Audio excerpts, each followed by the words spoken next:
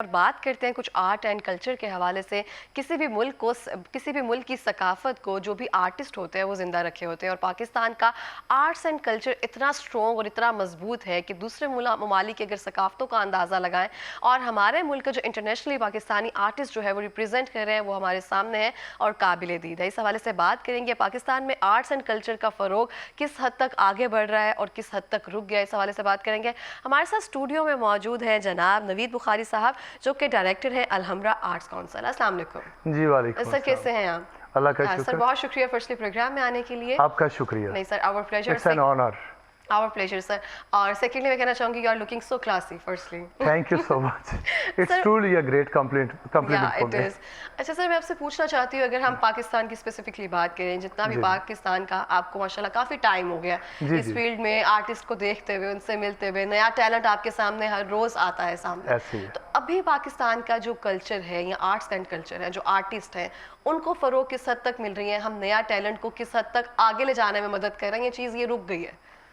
देखें, मुझे इस बात पे बड़ा फ़ख्र है कि इस वक्त पाकिस्तान में अगर आर्ट एंड कल्चर की कोई प्रमोशन कर रहा है तो वो अलहमरा है, लाहौर आर्ट्स काउंसिल। क्योंकि ये जो शहर है ये कल्चरल हब है, कल्चरल सिटी है, और इसमें जो एक कल्चर और सकाफत का दिल धड़कता है वो अलहमरा है।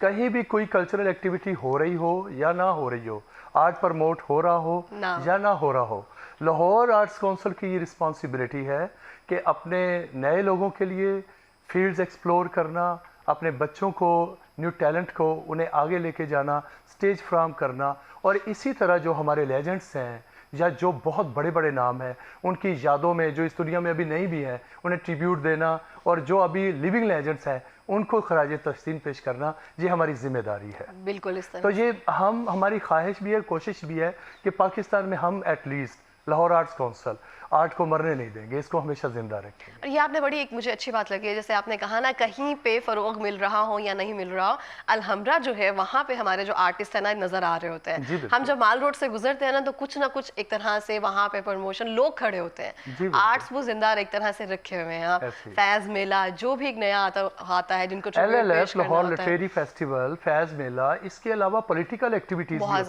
एजुकेशनल।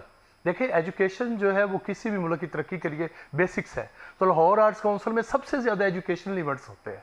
तो यहाँ पे जब भी आप चले जाए, जो भी हालात हो, पॉलिटिकल डेवलपमेंट्स का शिकार हो, हम फेस कर रहे हो, हार्डशिप्स हो, व्हाट्सएवर जो भी हो, लॉकडाउन हो, शटडाउन हो, लेकिन लाहौर आर्ट्स काउंसिल की जो उनके है वो मांद नहीं हम पढ़ने देते, और होने भी नहीं चाहिए। और ट्रूली क्रेडिट जाता है जो भी उसको ऑन कर रहा होता है, जो भी डायरेक्टर होता है, क्योंकि उनकी रिस्पॉन्सिबिलिटी होती है कि उसके लिए, मुझे लगता है जैसे कहते हैं ना, जोहरी को पहचान होती है हीरे की ना, तो इस तरह से जो भी उस चीज को ऑन कर रहा होता है ना, अगर उसमें उस तरह से स्पार्क हो ना, तो वो कहते हैं इस चीज को मैं मरने नहीं दूंगा। और वो मुझे लगता है कि शायद वो चीज आप में भी है, इस वजह से आपको लगता है कि मुझे आर्टिस्ट को मुझे कदर करनी है उनकी, ये चीज जिंदा रहनी चाहिए। तो आप किस हद तक आर्ट के शौकीन हैं? आप में कौन सा टैलेंट है ऐसा? देखें, मैं तो मतलब फ्रॉम माई चाइल्ड आर्ट और आर्टिस्ट को हम लाइक करते हैं।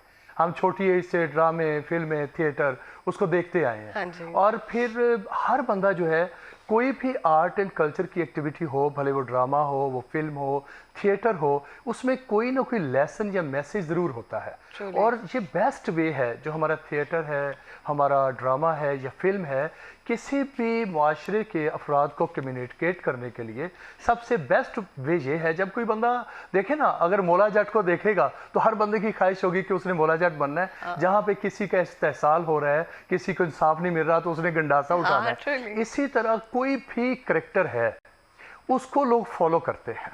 आप फिल्म के जरिए, ड्रामे के जरिए जो मैसेज छोड़ते हैं वो आपकी बुनियादों में वो इम्पैक्ट करता है, वो सरायत करता है। तो इसके लिए ज़रूरी है कि देखिए, स्क्रिप्ट्स के ऊपर काम होना चाहिए। अब ये एक बहुत बड़ी ट्रेजेडी है कि एक अरसा हो गया है कि एक दौर था प्रोफेसर मोहम्मद सदीक साहब, इसके अलावा मुनीर राज साहब, इसके अलावा हमारे अनवर कमाल साहब, बहुत सारे बड़े बड़े, सजाद अनवर साहब राइटर थे, अमजद इस्लाम अमजद साहब थे।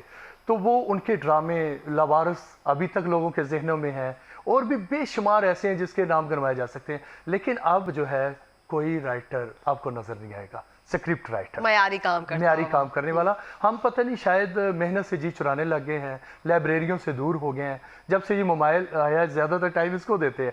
अदरवाइज होना तो ये चाहिए कि ये जितने लोग क्रिएटर होते हैं वो तो लाइब्रेरी से बाहर ही निकलते थे। अगर उन्होंने कोई भी करैक्टर क्रिएट करना होता था तो उसके लाइब्रेरी में जाके उसके ऊपर जो बुक्स लिखी हुई थी सर्च करते थे, उसकी हिस्ट्री ट्रेस बैक करते थे कि ये बंदा कब उठता था, कैसे चलता था, कैसे बैठता था, उसका वे ऑफ लाइफ क्या था, वे ऑफ टॉक क्या था, उसने ज़िंदगी में अचीवमेंट्स क्या थी, उसके लॉसेस क्या थे। तो वो सारा करने के बाद फिर जो वो करैक्टर होता था वो अपने ऊपर वो करैक्टर को इम्पोज कर देता था, ठीक है ना, और उसके बाद वो जाके करता। अब वो ऐसा नहीं है, अब शॉर्टकट है जो भी है, और this is the game of chance. सब किस्मत के खेल है। कई लोग बड़ी मेहनत करते हैं, पीछे रह जाते हैं, और कई ऐसे रातों रात क्लिक हो जाते हैं। हाँ, वो दौर ऐसा आ गया ना हमारा जैसे आपने कहा ना, हम मेहनत से जी चुरा रहे हैं। अभी चंद दिन पहले मैं इंस्टाग्राम पे देख रही थी, एक पेज है पुराने लोग, वहाँ पे लाइफ और साइंसेस पे ना एक मुकालमा है एक एक्टर का ना, दोनों का आपस में, तो उसमें टोटली फिलोसफी है। मैं हैरान हो गई। ये उस टाइम जैसे आपने जिनके नाम बताए हैं, मुझे नहीं उनका आइडिया, लेकिन आप ऑब्वियसली उनको जानते हैं, लेकिन वो इस तरह से रिप्रेजेंट किया हुआ था, ऐसा लग रहा था पूरी जिंदगी का खुलासा किसी ने दे दिया है। अब हम अगर डायलॉग्स या डिलीवरी वगैरह देखते हैं बच्चों की बात करते हुए, जिस तरह से डायलॉग डिलीवर कर रहे हैं, टोटली एक इम्पैक्टफुल उस तरह से नहीं है, भूल जाते हैं। ऐसे ही है। देखिए, जो हमारी न्यू जनरेशन है ना, ये भी बड़ी ट्रेजेडी है। उसमें उनकी जो लाइफ है या उनके शब रोज़ है या उनका जो वे ऑफ टॉक है, उसमें आपको अपना कल्चर नज़र नहीं आएगा। हाँ जी। अगर कोई प्राइवेट लाहौर ग्रामर स्कूल में या जितने भी ये प्राइवेट हो गया, बीकन हाउस, हाँ, या जितने भी है लकास, वो अपने ऊपर उन्होंने वेस्टर्न थॉट्स को अपनाया हुआ है। और कुछ लोग हैं जो इंडियन ड्रामास देखते हैं, उन्होंने इंडिया के कल्चर को अडॉप्ट करने की कोशिश की है। अच्छा, होना तो ये चाहिए, ये एक बुरी बात नहीं है। पूरे वर्ल्ड के कल्चर को जहाँ से कोई अच्छी चीज़ मिलती है अपनाना चाहिए, लेकिन अपने कल्चर को, अपनी पहचान को कभी फरमोश नहीं करना चाहिए, कभी इग्नोर नहीं करना चाहिए। देखिए, कल्चर ही इंसान का, कंट्री का, इंडिविजुअल का, मुआशरे का, सोसाइटी का फेस होता है।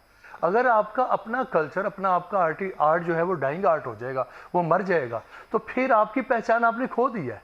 आपका कहीं भी पूरे वर्ल्ड में आपकी पहचान तो नहीं है। तो अपनी पहचान करवाने के लिए not only in Pakistan, in all around the world, आपको अपने कल्चर पे फोकस करना होगा। बिल्कुल ऐसे, जैसे कहते हैं ना, कौवा चला हंस के जाल, अपनी चाल भी भूल गया। हाँ। और हम अपनी चाल ही भूलते जा रहे हैं, और हम उस तरफ रह ही नहीं रहे हैं। और सर, आप पोइट्री भी करते हैं? जी बिल्कुल करते हैं। तो उसमें से आप कुछ सुनाएंगे अपना बेहतरीन? अच्छा, आजकल आपने देखा होगा कि लोग मायूसियों का शिकार हैं, हालात कुछ ऐसे बने हुए हैं, लेकिन एक तारीख रात के बाद एक सहर ने तुलू होना होता है। ठीक है, हर मुश्किल के बाद आसानी होती है। तो सबसे पहले जो मैं आपको अपनी एक छोटी सी गजल सुनाऊंगा, वो उसमें एक मैसेज होगा। वो सबके लिए होगा, वो आपके लिए भी, आपके प्रोड्यूसर्स के लिए भी, आपके कैमरामैन के लिए भी, और हमारे मुल्क के हर फर्द के लिए होगा। तो वो उसके चंद अशआर में आपको आपकी नजर करता हूं। फूलों की जुस्तजू में हद्दे चमन न देख, फूलों की जुस्तजू में हद्दे चमन न देख, सैयद कभी भी वुसअते कोहो दमन न देख, बिगड़े हुए हालात से तू गम ज़दा न हो, मुश्किल में मुस्कुरा ज़रा दिल की चुभन न देख, बिगड़े हुए हालात से तू गम ज़दा न हो, मुश्किल में मुस्कुरा ज़रा दिल की चुभन न देख, मंजिल तेरी करीब है हिम्मत न हार तू। ये एक मैसेज है सबके लिए। बिल्कुल। मंजिल तेरी करीब है हिम्मत न हार तू, आगे कदम बढ़ाए जा अपनी थकन न देख, आगे कदम बढ़ाए जा अपनी थकन न देख, चाहता है इस जहान में गर कुछ मुकाम तू, आंखों को अपनी मोंद ले कोई गुल बदन न देख, है दोस्ती के भेस में दुश्मन छुपा हुआ, है दोस्ती के भेस में दुश्मन छुपा हुआ, इसकी शरिस्त जान ले इसके जतन न देख, इसकी शरिस्त जान ले इसके जतन न देख, दुनिया में एक ना एक दिन छाके रहेगा तू। ये सबके लिए मैसेज है कि हिम्मत नहीं हारनी चाहिए। मोटिवेशन। दुनिया में एक ना एक दिन छाके रहेगा तू, मिसले हबाब आब ये रंजो महन न देख। ये दुख तकलीफें, ये तो पानी के बुलबुले हैं। तो बिगड़े हुए हालात से तू गम ज़दा न हो, मुश्किल में मुस्कुरा ज़रा दिल की चुभन न देख। जबरदस्त, बहुत खूब, बहुत तो जबरदस्त। इसमें ये है कि लोग बड़ी जल्दी हिम्मत हार जाते हैं, हौसले छोड़ देते हैं। तो देखिए, जो भी चैलेंजिंग सूरत हाल होती है, सिचुएशन होती है, उसके लिए everyone must stand like a rock. उसको फेस करना चाहिए, उसका मुकाबला करना चाहिए। तो ये सब के लिए एक मैसेज है कि अगर कहीं पे आके मंजिल करीब हो तो कदम थके तो उसे थकने अपनी नहीं देना, फिर थकन भी ना चलते देख, जाना, हाँ जी। थकन नहीं देखनी। ठीक है, तो यही एक मैसेज है। रास्ते में पहाड़ आए या कोहो दमन सहरा आए, लेकिन जिसने मंजिलें हासिल करनी है उसको चलते रहना है अनटिल के वो अपनी डेस्टिनेशन अचीव नहीं कर लेता। बिल्कुल इस तरह से है, क्योंकि ज़िंदगी एक सफ़र है ना। अब सफ़र आसानी से हमारे मुताबिक तो नहीं हो सकेगा। ऐसी है, रास्ते में तो हर मकाम आता है, बारिश भी है, सूरज भी आएगा, पत्थर भी आएंगे, ऐसी रोशनी भी आएगी। मतलब गिव अप नहीं करना हाँ, चाहिए, ट्रूली बंदे नहीं। को एक टेनिशियस होना चाहिए, हु नेवर गिव अप। मतलब फेस करना चाहिए ना, और अचीव करना चाहिए। ट्रूली। अच्छा सर, आप देखते हैं माशाल्लाह, आप खुद भी तो टैलेंटेड हैं, उतना लिखना भी जानते हैं, आर्टिस्ट की पहचान भी रखते हैं। तो अभी अगर आप देखें तो देखकर आपको कहीं ना कहीं अफसोस होता है कि अभी पाकिस्तान में जिस तरह से हम आर्टिस्ट को प्रमोट नहीं किया जा रहा, जिस तरह से आपने कहा पहले स्क्रिप्ट राइटर्स होते थे, पहले राइटिंग जिस तरह से लिखी जाती थी, अब सब उस तरह से नहीं हो रहा। टोटली हम दूसरों को फैंटेसाइज कर रहे हैं। ये बड़ा डिसपॉइंटिंग है। बिल्कुल आपने ठीक कहा, मैं उसको सेकंड करूंगा। देखें, आप माजी में चले जाएं, माजी के जितने भी हमारे अदाकार थे उनको अपने पर्दे ख्याल में लेके आएँ, या जो मौजूदा चंद हैं गिने चुने उन्हें देख लें। अब फिर मैं अपने अदारे की बात करूंगा कि हमने तो परफॉर्मिंग आर्ट अकेडमी बनाई हुई है, उसमें हमने अगर कोई फीस दे सकता है वो भी आए, फीस भी रखी 1000 पर मंथ, और जो नहीं दे सकता वो फ्री में आए। आए, आके मतलब चांस ले, सीखे और आगे बढ़े। हम तो अपने एंड पे कर रहे हैं, लेकिन उस तरह से नहीं हो रहा। अब देखिए, लाहौर में तो परफॉर्मिंग आर्ट अकेडमी है, सियालकोट में नहीं है, ठीक है ना। इसके अलावा कसूर में नहीं है, पत्तों की भी नहीं है, साहिवाल में नहीं है, फैसलाबाद में नहीं है। अब वहाँ अगर कोई पॉवर्टी स्ट्रिकन है, कोई अनअसिस्टेड है, कोई नीडी है, वो पहले ही तबाह हाल है, उसने अभी सर्वाइव करने के लिए उस बेचारे को रोटी चाहिए, रहाइश चाहिए, वो कैसे लाहौर, उसके पास किराया भी नहीं आएगा। अब वो इनमें पाकिस्तानियों में कोई शाहरुख खान तो नहीं है जो 5 साल तक रेलवे की पटरी पे सो जाएगा, ठीक है ना, और फिर जाके आगे बढ़ेगा। हम लोग हिम्मत जल्दी हार जाते हैं। तो उसके लिए मेरा एक मैसेज है एटलीस्ट अपनी गवर्नमेंट को, जो भी है या जो भी आएगी, कि कम से कम परफॉर्मिंग आर्ट एकेडमी हर जगह पे होनी चाहिए, ठीक है। और अब आ जाए, आप देखें ना, हमारी फिल्म इंडस्ट्री मुकम्मल तबाह हो गई है। मुझे बताएं, वहीद मुराद के बाद कोई आया? वहीद मुराद, शाहिद के बाद कोई आया? नदीम साहब के बाद कोई आया? शबनम के बाद कोई आई है? अंजुमन के बाद कोई आई है? आस्किया के बाद आया? सुल्तान राही इवन, अब शान को सुल्तान राही बनाने की कोशिश की, वो शान भी रहा और सुल्तान राही, इतना टैलेंटेड आर्टिस्ट वो हमारा। तो ये एक बड़ी ट्रेजेडी है, उसके लिए हुकूमती सरपरस्ती होना बड़ी ज़रूरी है। अपने जितने अदारे हैं, हमारा अदारा कोई भी हो, भले वो अदलिया हो, भले वो हमारी आर्मी हो, या कोई भी छोटे से छोटा हमारा अदारा हो, हमारे सारे अदारे अहमियत के हामिल हैं। जिस तरह हम फोकस करते हैं अपने आर्मी के अदारे पे, जिस तरह हम फोकस करते हैं अपने इस पे जुडिशरी पे, इसी तरह हर अदारे पे हमें फोकस करना चाहिए। हर अदारे में जितने लोग हैं उन्हें भी फैसिलिटेट करना चाहिए, और आर्ट की प्रमोशन के साथ साथ आर्टिस्ट की प्रमोशन भी करनी चाहिए, ठीक है ना। आर्टिस्टों को घरों से अब निकालना है। अब जो मेच्योर लोग हैं, जो टैलेंटेड लोग हैं, उनसे कम से कम एटलीस्ट मीटिंग्स करें, उनसे पूछें, आइडियाज़ लें, और फिर उनके आइडियाज़ को आगे लेके उसके मुताबिक फिल्में बने। आपने जब कहा कि मैंने कुछ नाम लिए थे, उसमें मोहम्मद सदीक प्रोफेसर, देखिए ड्रामा पाकिस्तान टेलीविज़न का पहला ड्रामा था पैसा बोलता है, और वो ड्रामा प्रोफेसर मोहम्मद सदीक ने लिखा था। उसमें बड़ा मैसेज था, कमाल ड्रामा था, और फिर पाकिस्तान को वाहिद ड्रामा था जो पाकिस्तान से बाहर सबसे पहले चला। अच्छा, पैसा बोलता है, पैसा बोलता है, ठीक है ना। और अब देखें, अब वो चीज़ है ही नहीं। अब हमारे ड्रामे देखें ना, हमारे ड्रामे, एक वक्त था हमारे ड्रामों को कॉपी करता थे इंडिया, इंडियन फिल्मी आर्टिस्ट जो थे वो हमारे ड्रामे देख के फिल्म आर्टिस्ट बनते थे, ठीक है ना।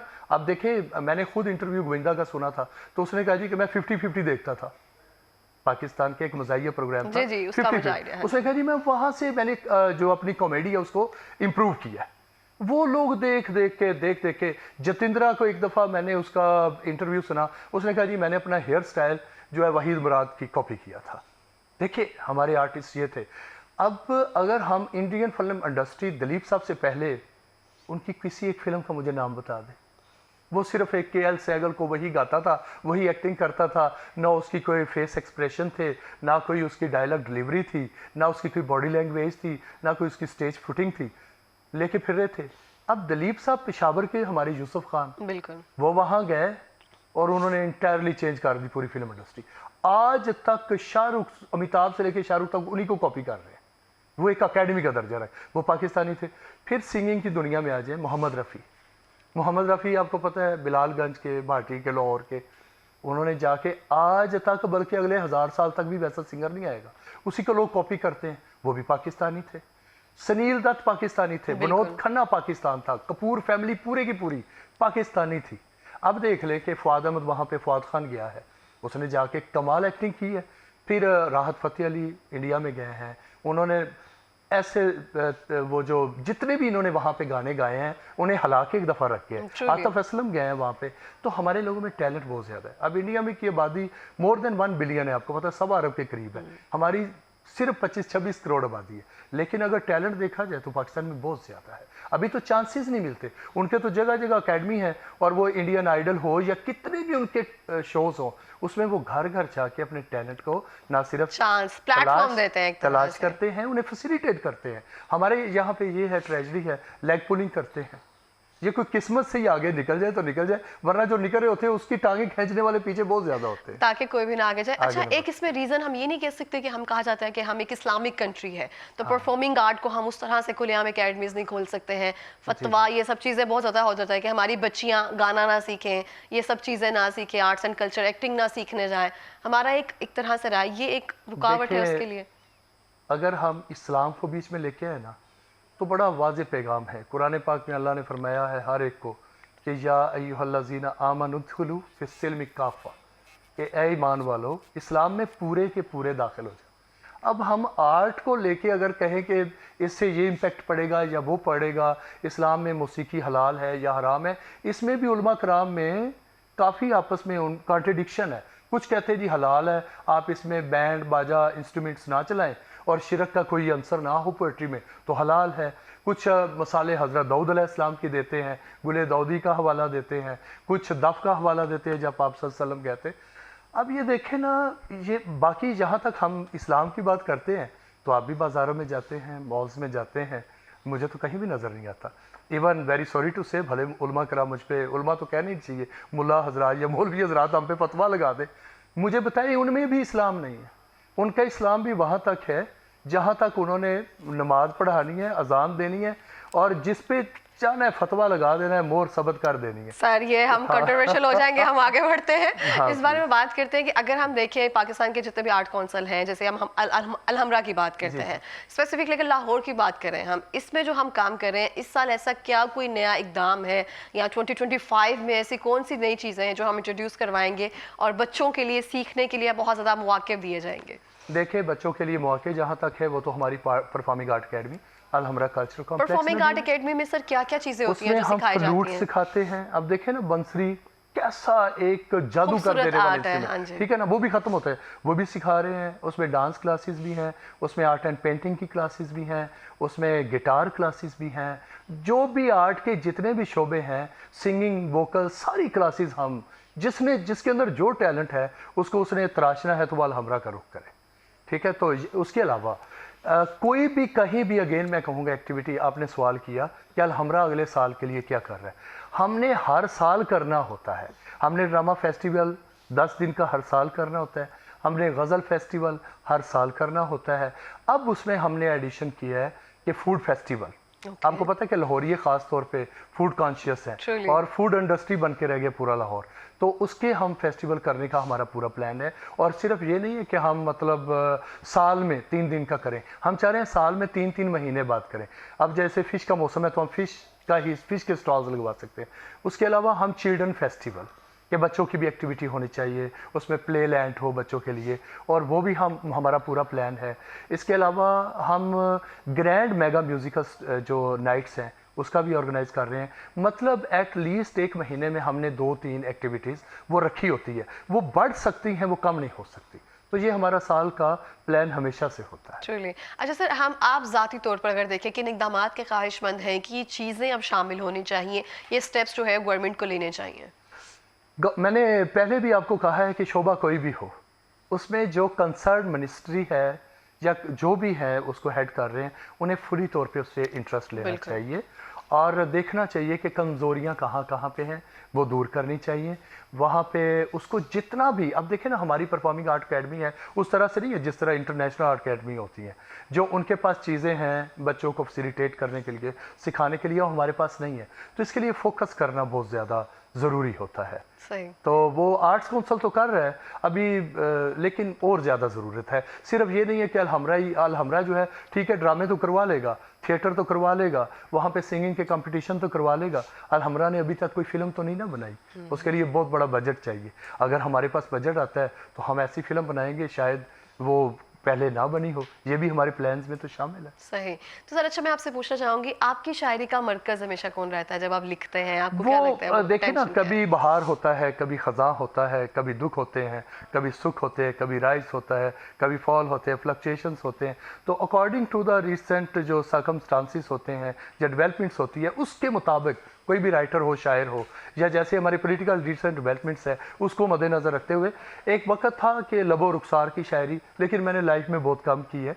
और मज़ाहमती शायरी, जिसे इनकलाबी भी आप कह सकते हैं, वो बहुत ज़्यादा की है और अभी भी कर रहे हैं। और फिर जिस तरह ये गाज़ा में हो रहा है, या जिस तरह फ़लस्तीन में हो रहा है, या जिस तरह यहाँ पे कश्मीर में हुआ है या अभी भी हो रहा है, उन चीज़ों को भी मैंने, ये बर्निंग इश्यूज हैं, वो अपनी पोइट्री के जरिए हाईलाइट करने की कोशिश है। सर हमारे पास लास्ट 2 मिनट्स है, अपनी पोइट्री का कुछ हिस्सा सुनाएंगे हमें? एक नज़्म सुना दूँ? जरूर। 2 मिनट ही लगेंगे उसके। ट्रूली ज़ुबानी याद रहेगी यो तो सुन लें। मेरे महबूब मुझे थोड़ी जुदाई दे दे, मेरे महबूब मुझे थोड़ी जुदाई दे दे, अपनी मखमूर जवानी से रिहाई दे दे, अपने महके हुए जलबे भी छुपा ले मुझसे, अपनी चाहत के असीरों को रिहाई दे दे। मुझको कुछ देर तड़पने दे नादारों के लिए, मेरी सोचों को सुलगने दे बेचारों के लिए, मुझको उठने दे गरीबों का मसीहा बनकर, मुझको लड़ने दे लुटेरों से लाचारों के लिए, बेकफन लाशों पे आंसू भी बहाने दे मुझे, जर्द चेहरों पे ज़रा नजरें जमाने दे मुझे, मौत के गारों में उतरते हुए ढांचों के लिए, जाने जा रोकना रास्ता मेरा जाने दे मुझे। मेरी सोचों में सुलगता हुआ कश्मीर भी है, मेरी आहों में मुसलमान की तहकीर भी है। मैं हूँ रंजूर बहुत मस्जिद अक्सा के लिए, मेरी नज़रों में फ़लस्तीन की तस्वीर भी है। आज लिखने दे मुसलमान का नोहा मुझको, खून रुलाता है दुखी जान का नोहा मुझको, मेरी धड़कन है लहू दर्द के मारों के लिए, बेसकून रखता है परेशान का नोहा मुझको। मैं लर्ज़ उठता हूँ बगदाद की बर्बादी पर, किस तरह गिरते हैं बम शहर की आबादी पर। मैं हूँ गमनाक किसी बात पे मेरी जाना, है नज़र कुफ्र की अफ़गान की आज़ादी पर। लुटती बहनों के लिए आज तड़पने दे मुझे, आतिशे गम में शबो रोज़ सुलगने दे मुझे। मुझको मजलूम की चीखें नहीं सोने देती, बढ़ते जुल्मों को मेरी जान कुचलने दे मुझे। देख लीबिया की फ़ज़ाओं में भड़कते शोले, सरहदे शाम की जानिब भी लपकते शोले, बेगुनाह मिस्र की सड़कों पे तड़पती लाशें, मेरी धरती न जला दें ये सुलगते शोले। तुझको भी काश क़यामत ये दिखाई दे दे, मेरी जानम मुझे थोड़ी सी जुदाई दे दे।